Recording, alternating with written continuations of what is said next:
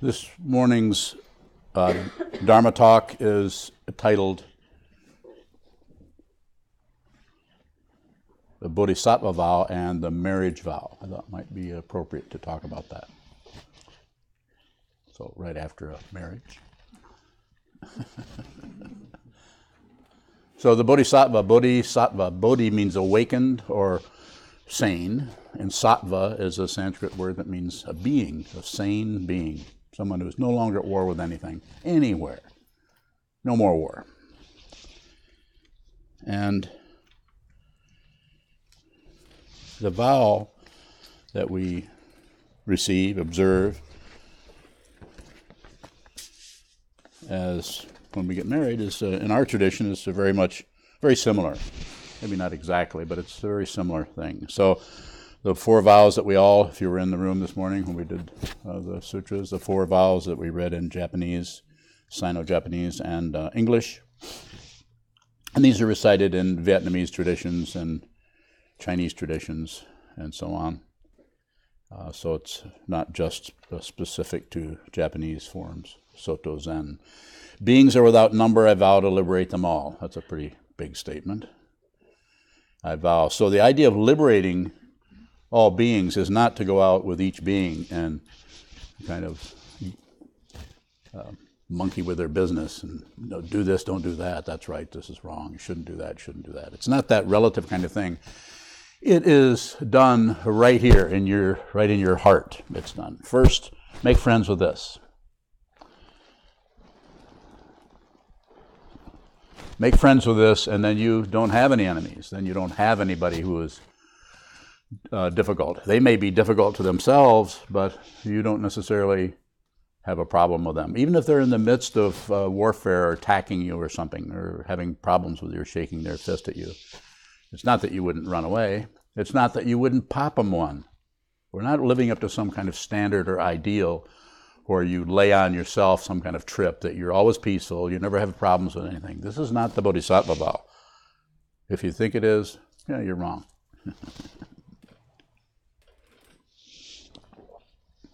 And I wouldn't say you're totally wrong, but the understanding hasn't gone deep enough to see what? What's the big deal here? What is the really, really important thing to see? You're not separate from anything. You never have been. You're not separate from any being anywhere. The smallest bug that bites you, not separate. You're a living being. The bug is a living being.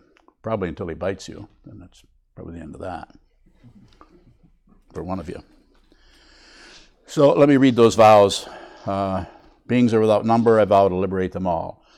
The way we practice in this particular spiritual path is different than maybe other spiritual paths, probably quite a bit different. But the way what we do here is we train our minds to see the way in which we keep going to war with everything and resisting everything and fighting with everything. We train our minds to see that we start with our own thought patterns. Start right at the beginning of the whole thing. The very thought you have separates you from everything. And I'm not accusing you of anything. I'm just describing something, observing something. If you disagree, I won't argue with you. If you think something else, the way I practice this vow is I totally appreciate your sanity and your confusion. I don't see anything in difference between them, and you do. Or unless you don't. Maybe you don't. Afflictions are endless. I vow to dissolve them all. So this idea is just taking some kind of a position, you could say, that the difficulty, passion, aggression, ignorance, the kind of the ways we go to war with ourselves, it's endless. But we take a vow, an attitude towards that. We're going to dissolve that if we can. Dharma gates are beyond measure. I vow to enter them all. So the Dharma gate might be something like, maybe some personal thing, like maybe you have a jealousy, or you're jealous of another person, someone who is a friend, but you're kind of jealous of them. Some kind of difficulty with that. That's a Dharma gate, according to this tradition. Anything that arises for you that is a challenge or difficult or puts you on the spot, that's something that in this tradition, rather than solve that, satisfy that, pacify that, push that down, medicate it, or meditate it for that matter. Don't do anything with it, but just observe what that is. And in that way, your awareness especially if you're training it on the cushion, if you're strengthening, stretching that awareness, that way that awareness is free to not do what? Not just run a bunch of circles around the thinking process and try to see who's right, who's wrong, what did they say, what did I say about what they were saying, how did they respond to that? You know what this is, endless chatter. It's just so circular. It makes us dizzy. So what seems to be important is to take that awareness and go down into that, and that's not comfortable. It's not comfortable at all, because we'd rather cover it up, which is called ignorance. We'd rather cover it up, or we'd rather explain it or justify it or blame someone. Passion, that's the second of the three poisons. Or we just outright want to cut its throat. We want to get rid of it. We want to fight it, or we want to blame somebody and then fight them.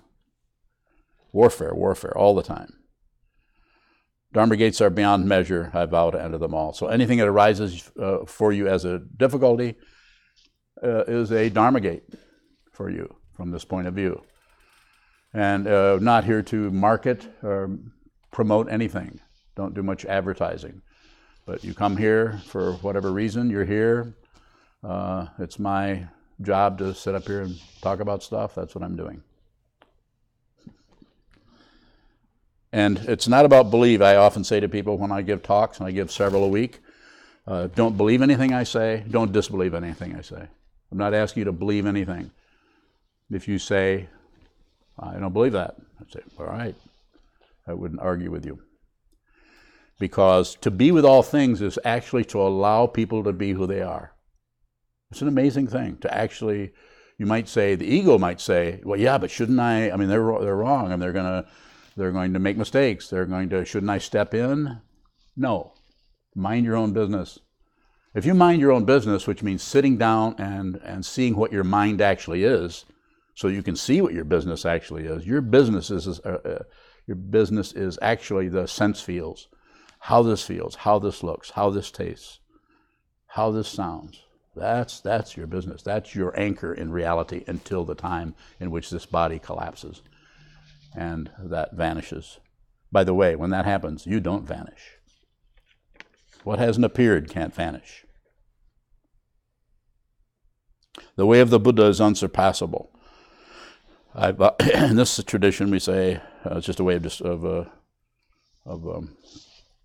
translating it. The way of the Buddha, the way of the awakened person, which is what the Buddha was. The Buddha woke up to what? Nothing is separate. Everything is dependently arisen. That was his discovery. And he didn't say something which other traditions sometimes try to lead us into some kind of connection with the Creator. From the point of view of Buddhism, there isn't any separate Creator. Everything is creating all the time. You're just as much a part of the Creator as the Buddha was.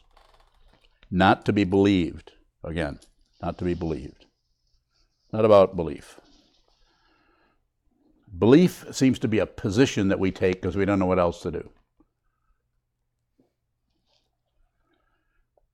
The way of the Buddha is unsurpassable. I vow to become it. So I vow to see what he was talking about, to actually do this myself, to understand it myself. So in marriage, a marriage vow, especially the way that Senshu and Chezan received vows, observed vows together, wanting to be together as partners in the way of the Buddha, the way of the awakened ones. That partnership is about appreciating each other, which means give each other space. So give when someone is doing something that is abrasive to you or is not working so well, allow them, insofar as you have any say-so about the space in the first place, allow them to be who they are, allow them to go through whatever kind of situation or emotions, or even though they're maybe challenging to you, or you may not feel like they're cooperating with you, or they're being disagreeable. Give them a lot of room. And how do you do that? You practice by giving yourself a lot of room. If you haven't made friends with this, if you haven't made friends in a deep, deep way with who you are, who you appear to be, or that person that wakes up and realizes they were just dreaming, if you haven't made friends with that consciousness, then you will probably fight on some level. some kind of fighting. It might not be terrible. It might show up as various names: depression, anxiety, worry, just kind of what we say, just meaningless worries about, we don't even know what we're worrying about. So that's what's being said here, is to sit down, find out who you are. If you hold still, anybody here, we're not talking about joining Buddhism or even believing in Buddhism. As I said, don't believe anything. I don't. You might think, you might say, well, you might ask, well, don't you believe in Buddhism? Nope. Nor do I disbelieve it. I don't do anything with it. It's just a way, a context, just like this altar or this space or the practices we do or the sutras we chant. They're just ways of connecting. They don't have anything, any particular, they're not any more sacred than that tree out there.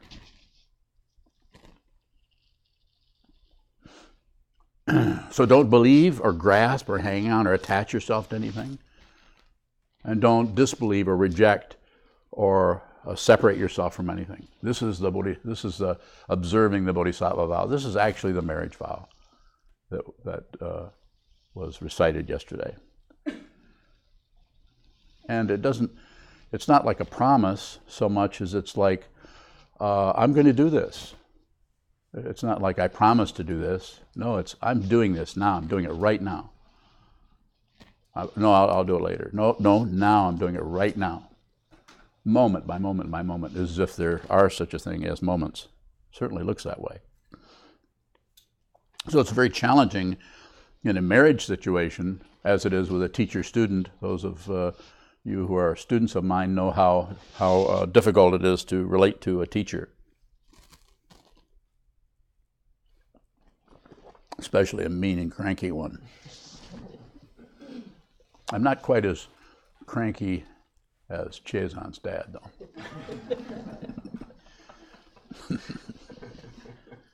I asked him if he was still cranky, and he said, "Yep." So the marriage vow situation between two people is to save, you could say, save that person, put that person before yourself. That's difficult in a marriage. I know I have a lot of experience with marriages. For those of you who haven't heard.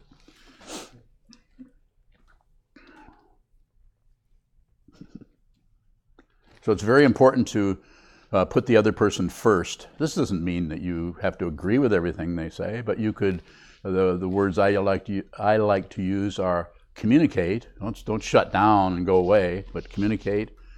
And then cooperate. Look at what the other person is saying to you, and then work with that. See if you can't. The 3 C's are communicate,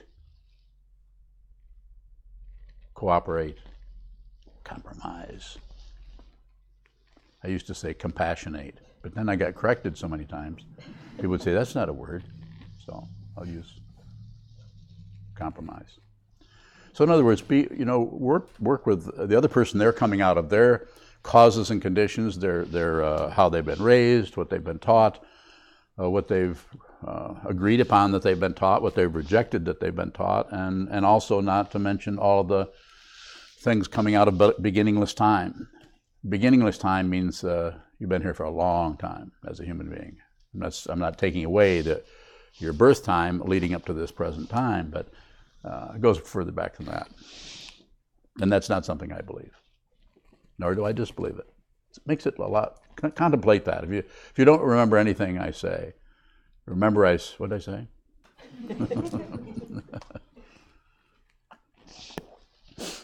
So it's actually a very pragmatic situation. It's not something that's all that fancy and believe in this and don't believe in this. It's just about get to know yourself. It's just all meditation is about just a technique, a way of sharpening the mind so you can really see who you are. It's not about joining anything. Now, there are people who, even Buddhists, who would disagree with that or take it another direction. I respect them. They need to do what they need to do, and they'll have a certain group of people that'll think, yeah, I'm going to do what she says because I like the way she promotes this or teaches this.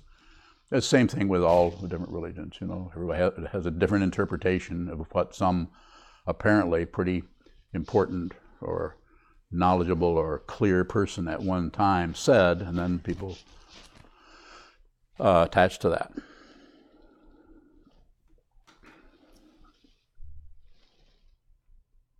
Any questions so far? Go there. What is a vow? So my understanding of it, it's just that you're going to put that first. You're going to a particular vow, like I vow to be with all things. That's the Bodhisattva Vows. That simple. In other words, what it's saying is I'm vowing to stop fighting with everything, starting with my own thought patterns. That means that when you have negative thoughts, don't do anything with it. In our tradition, we just observe them. They don't really, fundamentally don't belong to anybody anyway.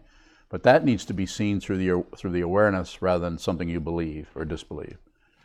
So just to put that first, I vow to, like these 4 vows, I vow to beings are without number, I vow to liberate them all. In other words, I vow to not separate myself from anyone. So then your liberation is part of their liberation. And the liberation is from fixation, from warfare, from passion, aggression, ignorance that is running the whole world. Look around. Billions of people are at war all the time. And we're not making them wrong. We're not saying, we're just saying they're doing however they see it. They're doing what they need to do. How do we know? Because they're doing it. That's all we know. Yes. What is a marriage? Yoga. It's a yoga. It's joining. It's a discipline. So that's how I would describe it. And so, just like awareness practice or meditation practice or receiving jukai, which are the lay precepts in Buddhism, it's just a connection that you see some. You have original inspiration to do something. You think I think this looks pretty good. I think I'll do this, but you can do that, but it's like if you take a vow, receive a vow, join with some situation where a vow is given by a preceptor, someone that can help you, someone that has done it a little bit longer than you have maybe, then you have some extra glue. So then when your own personal weather gets kind of lumpy, you can return to the vow. You can say, I received a vow, so this will help stabilize you through difficult times.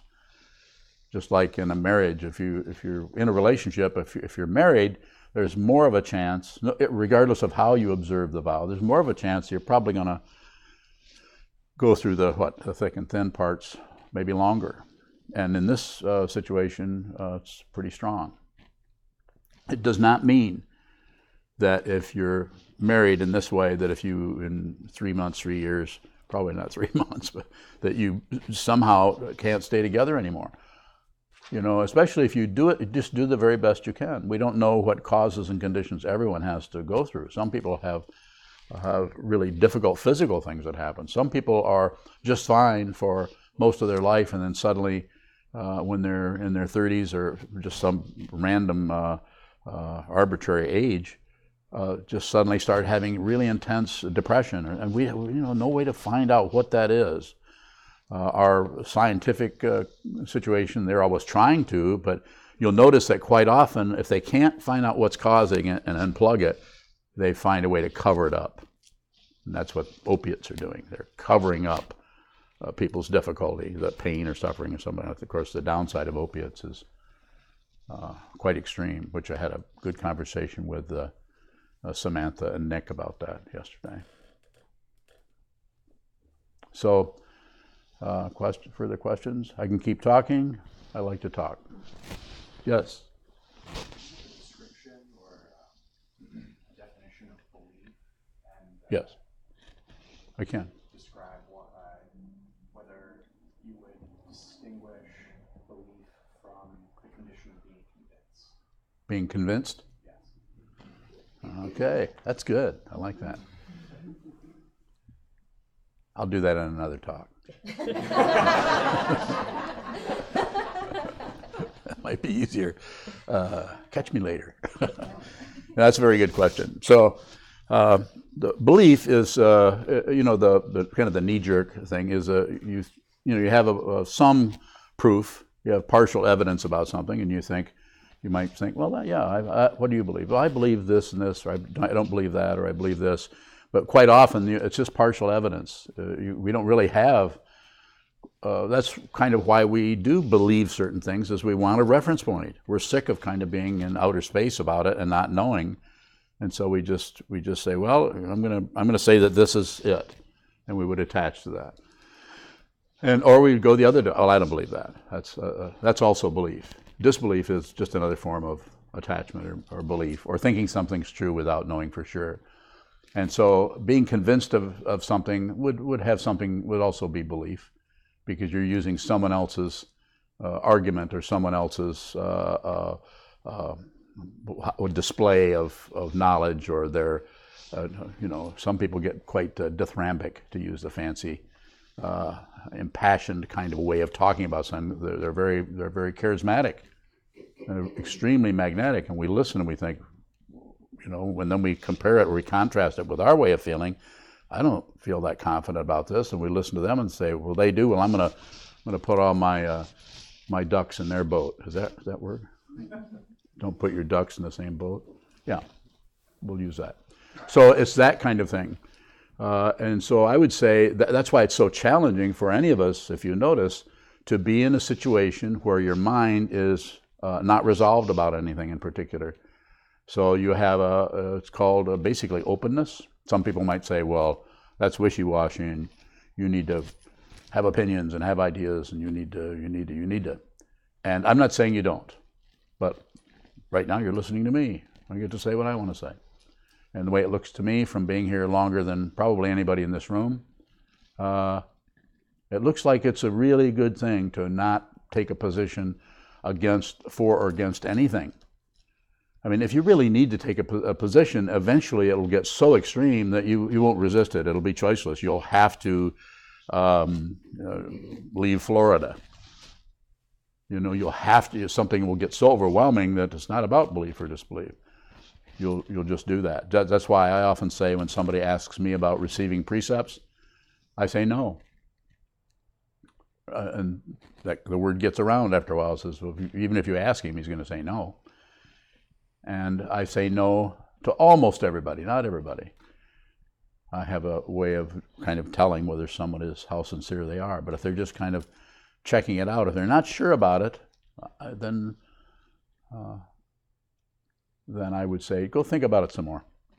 You don't want to receive precepts and do something that you feel kind of halfway about.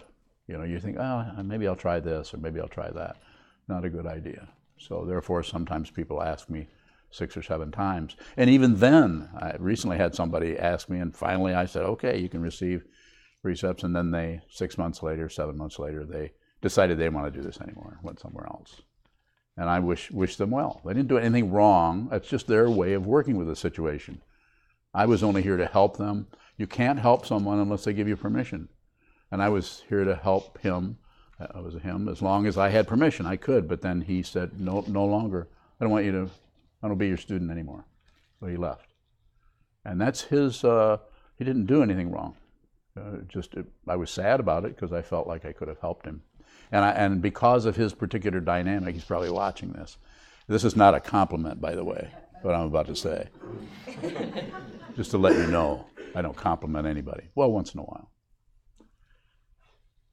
That he would have been a really great teacher if he had realized what life is about. If he had realized who he is, he would have been because he's a very charismatic fellow. So he would have reached a lot more people than this old man. Yes. A question from Sanho in Austin, Texas. Mm-hmm. He asks, how do you apologize with spaciousness? Don't apologize unless you have to. I'm not saying you shouldn't. If somebody left their banana cream pie on the floor and you stepped on it, instead of saying, what'd you leave that on the floor for? You could apologize. Say, I'm sorry I stepped in your pie. Because the person already knows they shouldn't have left it there. You don't have to accuse them of anything. Why would you leave food on the floor?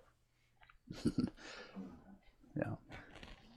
So But as far as sanho, I would say that a little bit. Apologize once. You know, if you do something to get in somebody's way or obstruct them or cause them some kind of difficulty or suffering, get eye contact if you can, or nose contact, or hearing contact, or some kind of contact. Don't do it through texts, but actually somewhere where you're with them and say, what happened there, I apologize for that. I'm sorry about that. And that's it. Never apologize again. One time, because the first apology is a form of generosity but if you do it more than once, then it's all about you wanting credit or wanting to be forgiven. It's not up to you to demand forgiveness. It's not up to you to even ask for it. If you ask for forgiveness, this is fishy. It means you really don't want to have to face what you really did or what really occurred. So a little bit. That's why Buddhism is called the middle way. Not too tight, not too loose. Further questions? Yes. From Anna Maria in Brooklyn, New York. Yes. She asks, what does putting others first, if you haven't made friends with yourself, look like? How do we know we're not ignoring? Well, it's just the path. It's just the process of doing that. We sit, we're with somebody, and we endeavor to put somebody first, and then we see that we can't. We start thinking about ourselves and how they, how about me, how I feel. And so we just notice that. It's an awareness practice, not an accomplishment practice. And so in the situation of marriage, it's just difficult. If we're with someone, we're married, we're in a relationship with them, and they have a different idea about what should be done, this is why it's important to negotiate, talk, have a conversation about it, sit down at the table. Body language is very important. One of the things that you can do that I teach to my students, especially the ones who are in a close relationship or married, is to, before you start talking, sit down, and whether you're meditators or not, this still can work. Sit down and face each other and just eye contact, just look at each other. And reconnect with your original intention to your original inspiration to even be together. There's so much energy there, just waiting, that is covered up by thought process. I like it. I don't like, he shouldn't have, they shouldn't have, she shouldn't have. If she does that again, blah, blah, blah. We have layers and layers of thoughts over it. But if you sit down and just look in someone's eyes, especially if they're your mate, but anybody actually that you're having some difficulty with, sit down and look at them, and if there's a vow involved or a marriage agreement involved, the consciousness will sink right back into that original situation, which is extremely rich. It's called love? Yeah, love. Let's call it that. and it can't be described. You can't describe that kind of love because it is completely without any judgment. There's no evaluation going on in that area. If it were, then someone's saying to you, well, you shouldn't marry him, or you shouldn't marry her. If you want to be connected with somebody, if you're with someone, what somebody else is going to say, no matter how reasonable it may be, all you know is how you feel about them. So original connection is a good way to do that. Further questions?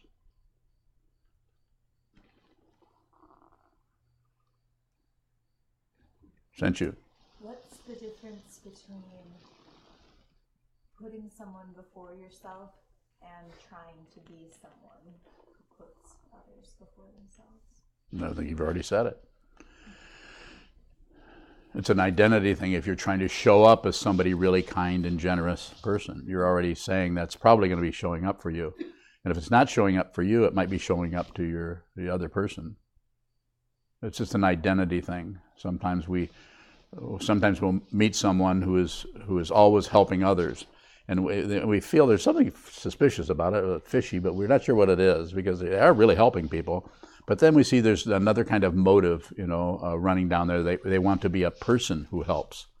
So it's actually about them, their self-centeredness, getting some kind of a payoff there. Not wrong, they still may be helping hundreds of people, but when we talk to them or visit with them, or we can see that there's a lot of attachment to how they look to others. make sure for them to actually help somebody without being recognized as someone who helps might not be real easy for them to do. There needs to be a little bit of a merchandising mentality. I'll help you, but be sure and be grateful. We all go through that a little bit. If you notice, if you help somebody and they don't say, "Oh, thank you, that was wonderful. I appreciate your help." And in the Tibetan tradition, Terry and Bruce know about this. In the Tibetan tradition, it's even traditional, and other traditions too, where the teaching person, he or she, will not thank you. If you give them something, they just take it. Our culture, it's a little bit more difficult to do that. I wouldn't have any students if I didn't thank them. But in the Tibetan tradition, and in other lineages and other teaching styles, you give the teacher takes. The teacher takes. He or she takes, because, and this is one of the stories behind it. I don't know if it's how meaningful it is, but the idea that by you giving to the teaching person, your karma, you're actually gaining merit by doing this. And for them to come back and give you some kind of a payback for it, it kind of interferes with your karma. You need to really give to this bottomless pit called the teacher. So whether there's anything to that or not, maybe something. You give and you give and you give. Give without, that's a powerful kind of generosity. On the other hand, the other aspect of generosity that's quite often missed is receiving. And the way I could put this in a nutshell, or maybe something even smaller, one of the most misunderstood or ignored aspects of generosity is receiving. Receive someone's, in other words, receive someone's gift or receive someone's information, receive their criticism, receive their generosity towards you. And if you want to give them something really important, give them your attention. You actually, by looking at someone and listening to them talk, and they say something, and maybe a little bit you're not really agreeing with what they're saying, but you're trying to understand what it means to really be generous, what it means to really give. Give them your attention. Say, well, how does that mean, or how do you mean? It's a wonderful question when somebody's made a statement. You kind of understand what they're saying, but if you say, how do you mean? It causes them, you actually help them in a sense, because then they have to go back through what they just said, and they have to have heard what they just said in order to be able to paraphrase it to you. A very powerful aspect of communication. Could be done more in marriages also. Are we at the end of the sojourn? Very good. So we're going to have another Dharma talk in about 10 minutes. That'll run for a half an hour. Those of you who can stay, I don't even know what the topic is, but it's one that goes online and is a subscription service that some people do, and I talk on that once a week. So if you wish to stay, you can. Otherwise, do whatever you'd like to do. Thank you so much. I'll just stay here since that's... So we'll stand and dedicate the merit. Copies, it was in the back of your 10 books.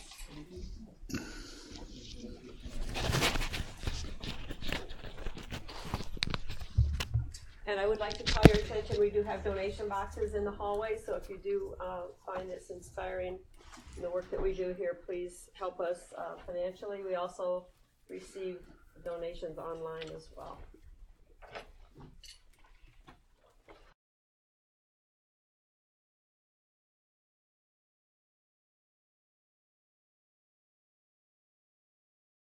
So that we and every sentient being together can realize the Buddha's way. Jiho san chi chi hu shi son mu sa moko san moko ja oromi. The 10 directions, the 3 worlds, all Buddhas, all venerable ones, Bodhisattvas, Mahasattvas, the great Prajna Paramita.